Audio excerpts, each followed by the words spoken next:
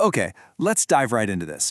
Welcome to an explainer, where we're going to completely deconstruct this incredibly intimidating idea of becoming smart and turn it into a practical step-by-step formula. Because, let's be real, we all have this deep desire to learn useful skills, right? Skills that actually help us solve real-world problems, level up our careers, and, hold our own in a conversation without sounding like an unbearable know-it-all. But the path to getting there often feels like it's locked behind decades of formal education. Well, today, we're changing that perspective entirely and showing you that the formula for getting smart is actually surprisingly straightforward. To do this, we are going to treat life like a video game tutorial today, breaking this whole thing down into 4 highly actionable cheat codes on our agenda. First, we'll cover the SMART myth, then we'll master the 80-20 rule, move on to why textbooks are S tier, and finish up with true social intelligence. All right, let's kick things off with Section 1, the SMART myth.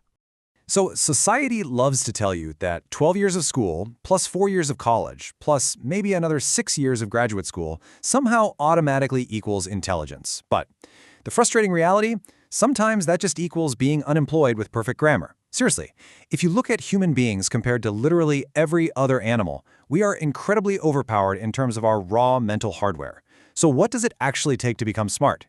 If expensive, decades-long degrees aren't the guaranteed answer, what is the actual formula for acquiring useful, profitable skills? Naturally, when people try to bypass traditional academia, they turn to the internet for brain-optimizing advice. But honestly, most of it is just incredibly vague. And this comparison brilliantly illustrates the disconnect. Just look at the vague internet advice we constantly see. You'll stumble across articles telling you to eat blueberries because they're quote-unquote brain food, or to drink black coffee, listen to Mozart, take random online IQ tests. And sure, those things sound great. They might even make you feel super productive without actually doing any real work. But the gritty reality? At some point, you literally just have to learn stuff. The real, grounded path to intelligence relies on targeted reading of nonfiction, active practice, and mentally simulating scenarios so you can actually apply that knowledge to solve real problems. Moving right along to Section 2, master the 80-20 rule. Let's see how this builds into the actual mathematics of learning. Because once you start seeking out knowledge, you really have to understand how your brain decides what to keep and what to immediately throw in the trash. The learning curve here is fascinating. You only need to acquire 20% of the knowledge to master 80% of a skill. Think about that for a second. That is a massive return on investment for your time. You don't need to be 100% expert to be highly effective. But, and this is a big but, there is a catch. That incredible 80% mastery only unlocks provided you actually put that initial 20% of knowledge into practice. If you don't use it, your brain simply deletes it. This sequence right here is non-negotiable. Read, simulate, execute. It's how you actually gain XP and level up in real life. Think about it. You can never learn to tie a tie just by watching a video of someone else doing it. You have to physically hold the fabric, loop it around your neck, and tie it yourself while you're taking in the information.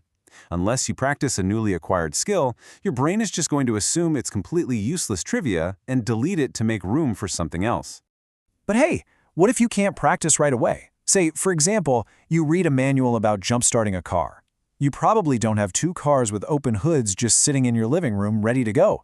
You can still anchor that knowledge, vividly imagining the high-stakes moment, really visualizing the dead battery, holding the heavy cables, attaching the red to the positive, the black to a bare metal ground. That intense visualization forces your brain to retain the knowledge as a vital survival tool. This mental simulation is a powerful cheat code to convince your brain that the information actually matters.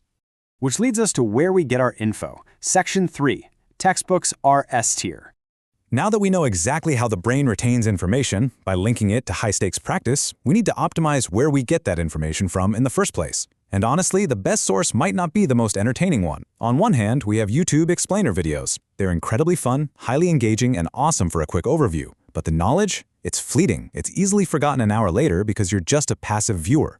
On the other hand, textbooks are absolutely S tier. They are the ultimate unfiltered source code for getting smart. Why? Because they are dense, distraction-free, they offer zero hand-holding, and they are absolutely packed with active practice questions that simulate the exact situations where you'll need the knowledge.